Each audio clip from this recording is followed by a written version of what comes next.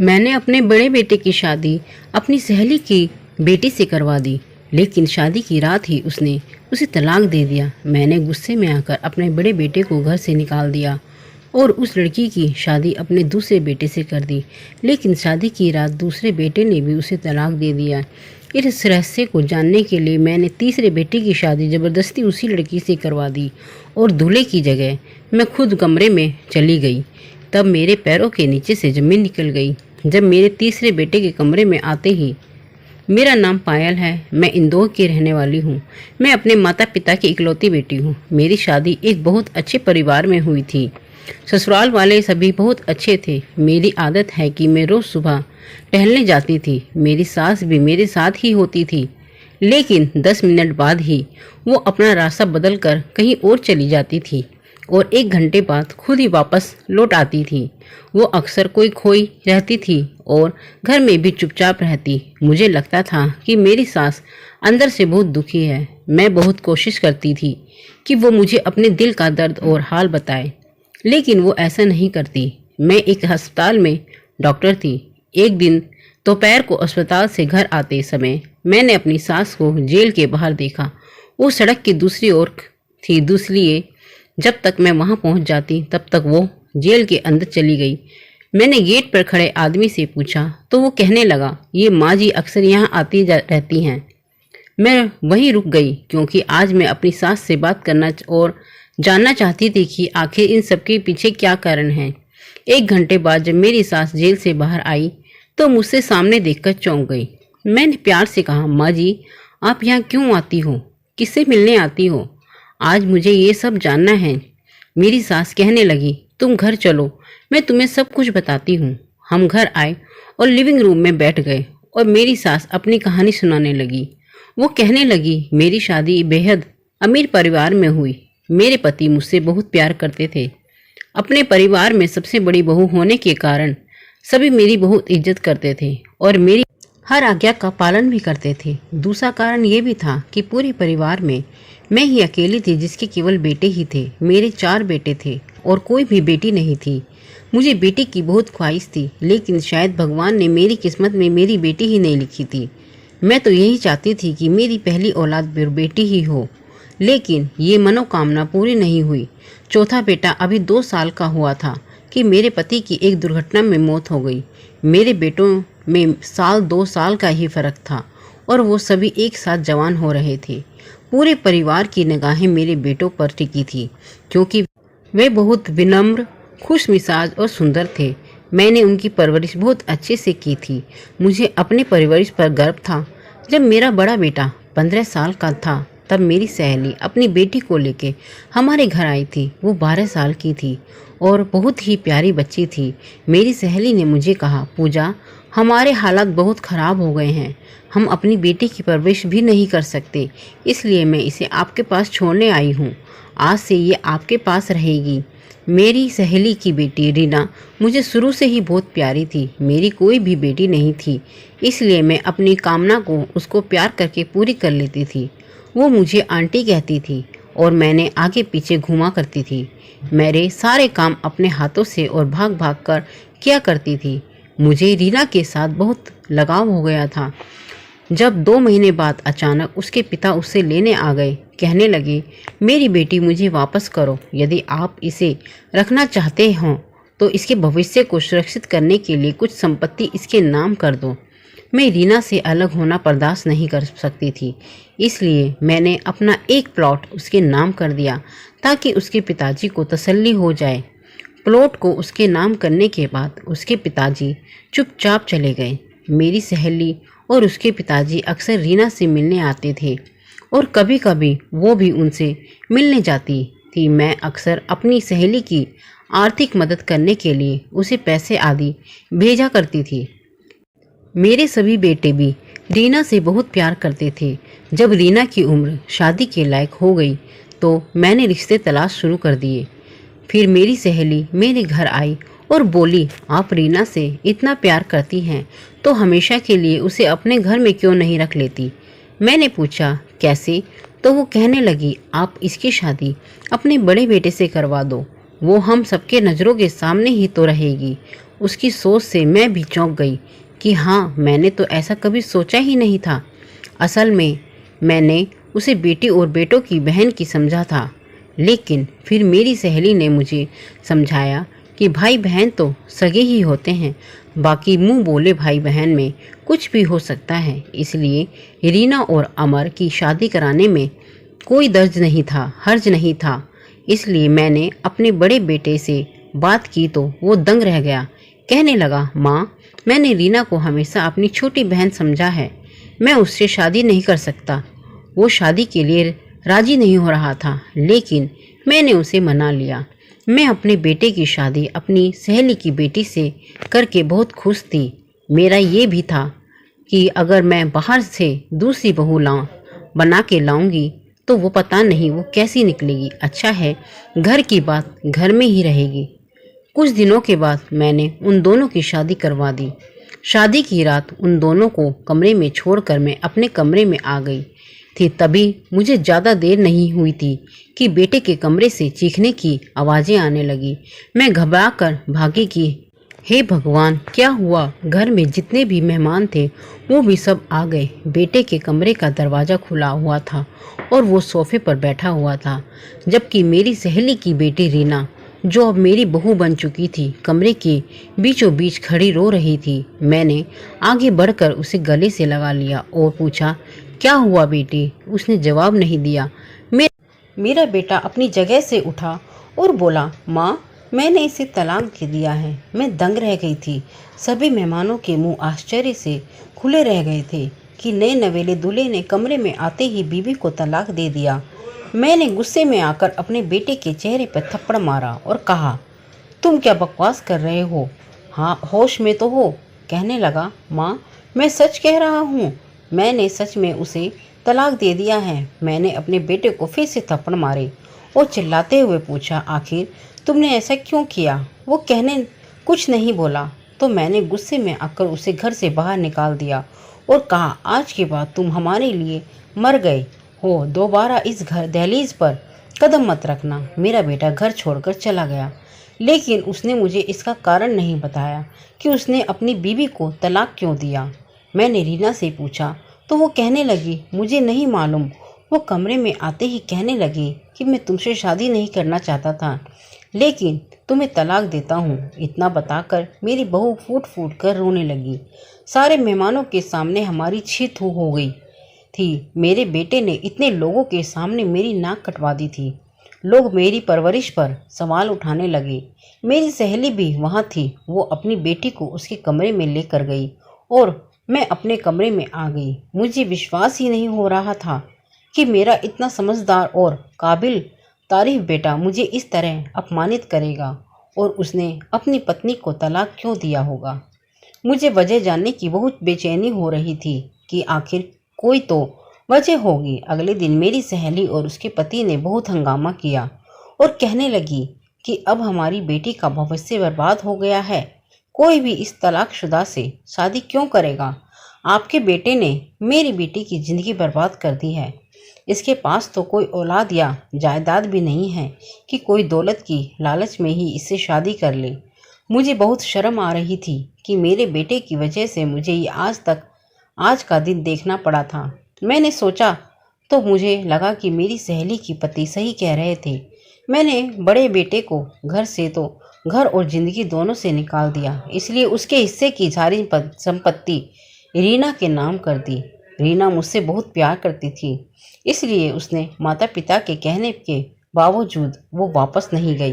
कहने लगी, आंटी ही अब मेरी माँ है, मैं इधर ही रहूँगी। तलाक के बाद रीना अक्सर पास के पार्क में टहलने जाती थी। मैं जाने देना चाहती थी कि बेचारी लड़की का दिल लगा रहेगा। रीना मुझे दिखाने के लिए खुश रहना चाहती थी, लेकिन मुझे पता था कि वो खुश नहीं है। कभी कभी मुझे उसकी हरकतें भी अजीब लगती थी, लेकिन मैं ये सोचकर उसे नज़रअंदाज कर देती थी कि ये सदमे की वजह से ही ऐसी हो गई है। वो सारा दिन फ़ोन पर बातें करती रहती थी। वो कहती थी कि मैं अपनी माँ से बात कर रही हूँ। कभी कभी वो बहुत परेशान हो जाती और रोने लगती थी। उन्हीं दिनों में मेरे दो सबसे छोटे बेटों का एक्सीडेंट हो गया और छोटा बेटा मारा गया। मेरी तो कमर टूट गई थी। एक बेटा न जाने कहाँ दर बदर भटक रहा था और दूसरा भी मुझे छोड़कर चला गया था। रीना ने मेरा बहुत साथ दिया और मुझे सांत्वना दी। कुछ दिनों बाद मेरी सहेली फिर आई और कहने लगी कि रीना की अपने दूसरे बेटे से साथ शादी करा दो क्योंकि तुम्हें उसकी ज़रूरत है। उसकी बात सुनकर मैं मान गई और दूसरे बेटे को बुलाकर कहा कि मैं रीना से तुम्हारी शादी कर रही हूँ। उसकी उम्र भी लगभग उतनी ही थी, लेकिन वो फिर भी झिझक रहा था। कहने लगा कि पता नहीं भाई ने उसे तलाक क्यों दिया है, मैं उससे शादी कैसे कर लूँ। मैंने अपने बेटे को कसम खिलाकर मना लिया कि अगर तुमने रीना से शादी नहीं की तो तुम मेरा मरा हुआ मुंह देखोगे। वो ये बात सुनकर मान गया और रीना से शादी कर ली। रीना बेचारी ने मुझसे साफ कह दिया था कि आंटी, आप मेरी माँ जैसी हैं। अगर आप किसी गरीब से भी मेरी शादी करवाएंगी तो मैं कर लूँगी। उन दोनों की शादी करवाने के बाद मुझे पूरा यकीन था कि अब सब ठीक हो जाएगा, लेकिन दिल के कोने में थोड़ा सा डर भी था। मैं ये प्रार्थना करते हुए अपने कमरे में आ गई थी कि सब कुछ ठीक हो जाएगा। कुछ समय ही बीता था कि फिर से वही आवाज़, वही हुआ जिस बात का मुझे डर लग रहा था। बेटे के कमरे से शोर की आवाज़ आ रही थी। मैं अपने आप को संभालते हुए भाग कर गई तो वही दृश्य था जो मैं इससे पहले भी एक बार देख चुकी थी। मेरे इस बेटे ने भी मेरी सहेली की बेटी को उसी शादी की पहली रात को ही तलाक दे दिया। जब मैंने कारण पूछा तो उसने कहा कि कोई कारण नहीं है और खुद ही घर छोड़कर निकल गया। ये बात मेरी समझ से परे थी। आखिर ऐसा क्या कारण था कि रीना का एक बार फिर से तलाक हो गया था। उस बेचारी का तो घूंघट भी नहीं उठाया गया था। एक बार फिर हमारी बहुत बेइज्जती हुई। लोग कहने लगे कि इनके घर को किसी की नज़र लग गई है। एक अच्छी माँ के आज्ञाकारी लड़के इस प्रकार बगावत करके घर छोड़कर चले गए। इस बार मामला मुझे संदेहजनक लग रहा था कि कोई तो ऐसी वजह होगी जिसकी वजह से मेरे दूसरे बेटे ने भी तलाक दे दिया। आखिर वजह क्या थी? गलती किसकी थी, मेरे बेटों की या फिर मेरी सहेली की बेटी रीना की? मैं चकरा कर रह गई थी कि ये सीधी बात बिल्कुल नहीं थी जितनी नज़र आ रही थी। मैं पागल होने वाली हो गई थी। मेरे दोनों बेटे घर छोड़कर चले गए। एक चल बसा अब तीसरे नंबर वाला ही रह गया था। अजीब बात यह थी कि रीना ने इस बार भी अपने माता पिता के साथ जाने से इनकार कर दिया था, लेकिन मेरे साथ रहते हुए भी वो मेरे पास नहीं हुआ करती थी। हर वक्त अपने कमरे में बंद रहती थी। एक दिन मैं बीमार हो गई तो अपने बेटे के साथ डॉक्टर के पास चली गई। वापस लौटते समय मैंने अपने बेटे से कहा कि मुझे भूख लगी है, कुछ खा लेते हैं। हम दोनों एक रेस्टोरेंट में आ गए। अभी हम दरवाजे पर ही थे जब मैंने अपने बड़े बेटे को देखा। वो किसी लड़की के साथ बैठा हुआ था। उस लड़की की पीठ हमारी तरफ थी, इसलिए मैं उसे नहीं देख पाई। मैं चुपचाप अपने बेटे को लेकर एक कोने में बैठ गई। इतनी दूरी से उन दोनों की बातें आवाज़ मुझे सुनाई नहीं दे रही थी, लेकिन ऐसा लग रहा था कि कोई परेशानी वाली बात है। तभी तो वो दोनों बहस कर रहे थे। थोड़ी देर बाद मेरा बेटा जिस लड़की के साथ बाहर निकला, उसे देखते ही मुझे कुछ शक हुआ, क्योंकि वो तो रीना जैसी ही लग रही थी। लेकिन क्योंकि उस लड़की ने दुपट्टे से अपना चेहरा ढक लिया था, इसलिए मैं उसे पहचान ना सकी।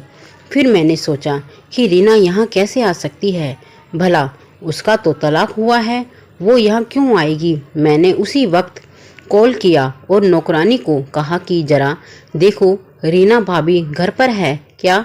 नौकरानी ने कुछ देर बाद बताया कि नहीं जी, वो तो घर पर नहीं है।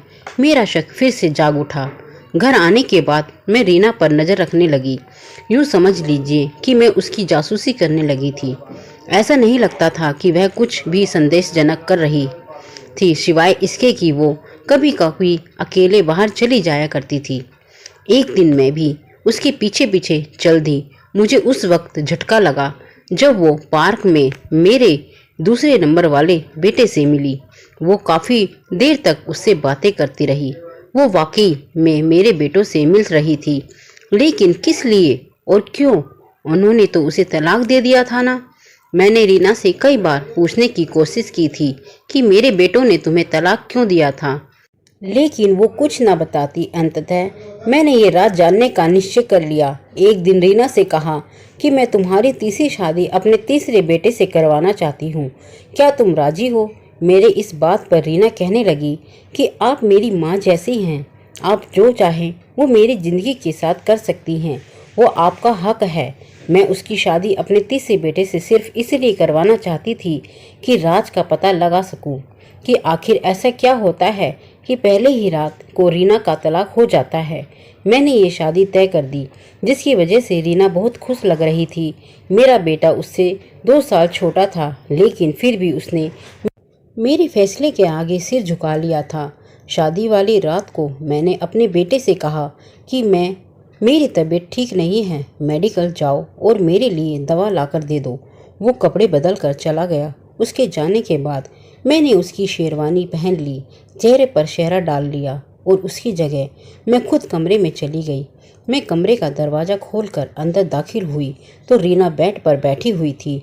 अपने दूल्हे को देखते ही वो बेड पर से उठकर खड़ी हो गई और खुद ही कहने लगी, मैं जानती हूँ कि अब आप मेरे पति हो, लेकिन मैं तुम्हें सिर्फ इतना कहना चाहती हूँ कि मैंने तुम्हें हमेशा अपना छोटा भाई समझा है।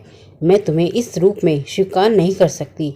तुम्हें याद है, मैं और तुम बचपन में साथ में खेलते थे और मैं तुम्हारे लाड किया करती थी। मैंने तुम्हें भाई का दर्जा दिया है, मैं तुम्हें पति का दर्जा नहीं दे सकती। और आंटी ने मेरी शादी तुमसे ज़बरदस्ती करवा दी और आंटी ने ही कहा था तुम तलाक मांग लेना। वो सिर्फ दुनिया के सामने दिखावा करना चाहती है कि मुझे मेरी सहेली की बेटी से कितना लगाव है। मेरी पहली शादियाँ भी उन्होंने ही करवाई और आपके भाइयों ने उनके कहने पर ही मुझे तलाक दिया था। आज भी आंटी ने मुझे कमरे में भेजने से पहले यही कहा था कि मेरे बेटे को मेरा संदेश दे देना कि वो तुम्हें तलाक दे दे, इसलिए तुम अपनी माँ के फैसले का सम्मान करो और मुझे तलाक दे दो।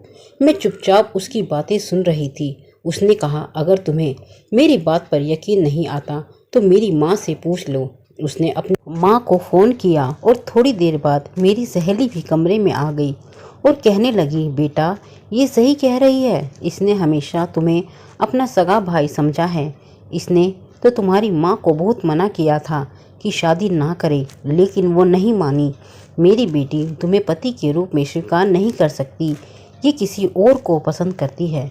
तुम इसे तलाक दे दो ताकि मैं उसी लड़के से इसकी शादी करवा सकूं। मेरी सहेली और रीना को नहीं पता था कि सेहरे के पीछे मैं हूँ। रीना को तो यही लग रहा था जैसे मेरा बेटा और उसका पति है। मेरी सांसें रुक गई। वो कैसे झूठ बोल रही थी। वो और मेरी सहेली मिले हुए थे और वो झूठ बोलकर मेरे बेटों से तलाक लेती रही। मेरी सहेली की बेटी, जिसे मैंने अपनी बेटी से भी ज़्यादा प्यार किया था, लेकिन मैंने कभी सोचा नहीं था कि वो और मेरी सहेली मिलके मेरे साथ ये सब करेंगी। इस पर विश्वास नहीं कर सकती थी। ये खुलासा इतना घातक था कि मेरी जान निकल गई। मैंने अपने चेहरे से सेहरा हटाकर दूर फेंक दिया। तब वो दोनों मुझे देखकर डर गई। रीना ने कहा, आंटी आप यहाँ? मेरी सहेली भी मुझे देखकर दंग रह गई थी। उन्हें उम्मीद नहीं थी कि ये दूल्हे के रूप में मैं उनके सामने खड़ी रहूँगी। मैंने आगे बढ़कर उसके चेहरे पर एक जोरदार तमाचा मारा और चिल्लाकर कहा, खबरदार मुझे आंटी मत कहना। तुम इतनी घटिया निकलोगी, मुझे यकीन नहीं हो रहा है। मेरे बेटों के खिलाफ मुझे भड़काती रही और तुम्हारी वजह से मैंने अपने बेटों को घर से निकाल दिया। मेरी सहेली आगे बढ़ी और बोली, पूजा मेरी बात सुनो, लेकिन उसे भी मैंने धक्का देकर पीछे कर दिया। रीना चिंतित हो गई थी कि मुझे सब कुछ पता चल गया है। उसने झट से अपना हाथ मेरे मुंह पर रख दिया और मुझे कुर्सी पर बैठाकर आंखों ही आंखों में अपनी माँ से कोई इशारा में बात की और उन्होंने तुरंत मेरे हाथ पैर दुपट्टे से बांध दिए और मेरे मुंह में भी कपड़ा ठूंस दिया। वो कहने लगी, सॉरी आंटी, अगर आपको ये सब नहीं पता चलता तो मुझे आपके साथ ये सब नहीं करना पड़ता। अब आप यहीं पर कैद रहेंगी। और मैं चिल्लाना चाहती थी, लेकिन मेरी आवाज़ मेरे मुंह में ही दब कर रह गई थी। वो ऐसा क्यों कर रही थी? तभी अचानक दरवाजे पर दस्तक हुई और मेरी एक महिला रिश्तेदार की आवाज़ सुनाई दी, रीना सब ठीक है ना? कमरे से आवाज़ें आ रही थी। रीना ने दरवाज़ा खोलने के बजाय वहीं से कह दिया, हाँ जी सब ठीक है। आप जाइए, जाकर अपना काम करें। उसने कुर्सी के साथ मुझे बाथरूम में बंद कर दिया। थोड़ी देर बाद मुझे अपने बेटे की आवाज़ सुनाई दी। वो मेरे बारे में ही पूछ रहा था कि माँ कहाँ है, और रीना उससे कह रही थी कि वो अपने कमरे में ही होंगी। मेरा बेटा यकीनन मुझे ढूंढ रहा था। मैं अंदर तड़प रही थी। मैंने कभी सपने में भी नहीं सोचा था कि मेरे साथ ऐसा भी होगा। कुछ देर बाद मुझे फिर से बाहर से आवाज़ें सुनाई देने लगी। मेरा बेटा मुझे ढूंढते हुए बाहर चला गया। मैंने खुद को छुड़ाने की बहुत कोशिश की, मगर मेरी कोशिश कामयाब नहीं हो रही थी, क्योंकि उसने मुझे बहुत मजबूती से बांध रखा था। थोड़ी देर बाद मेरी सहेली ने आकर मुझे वहां से निकाला और खींचते हुए स्टोर रूम में लेकर जाकर मुझे बंद कर दिया। मैं अभी भी अपने बेटे की शेरवानी में ही थी। स्टोर रूम में बहुत गर्मी थी, जिसके कारण मेरी हालत बहुत ख़राब होने लगी थी। मुझे उम्मीद थी कि मेरा बेटा मुझे ढूंढ लेगा, लेकिन पूरा दिन गुजर गया और वो नहीं आया। मुझे वहाँ कैद करके 2 दिन हुए थे और रीना ने आकर मुझे दिन में सिर्फ एक बार ही खाना दिया था, और अब भूख से मेरी जान निकल रही थी। मैं खुद को आज़ाद करने की कोशिश करने लगी, जो मैं पिछले 2 दिन से कर रही थी। शाम तक मैंने जोर लगाकर रस्सी को काफ़ी ढीला कर दिया था और रात तक मैंने कोशिश करके खुद को छुड़वा ही लिया। रात को जैसे ही दरवाज़ा खोलकर रीना अंदर दाखिल हुई, तो मैंने स्टोर रूम में रखा डंडा उठाया और उसके सिर पर मारकर उसे बेहोश कर दिया और खुद भागते हुए स्टोर रूम में बाहर आ गई। मेरा बेटा बेचारा मुझे ढूंढते ढूंढते तक थक गया था।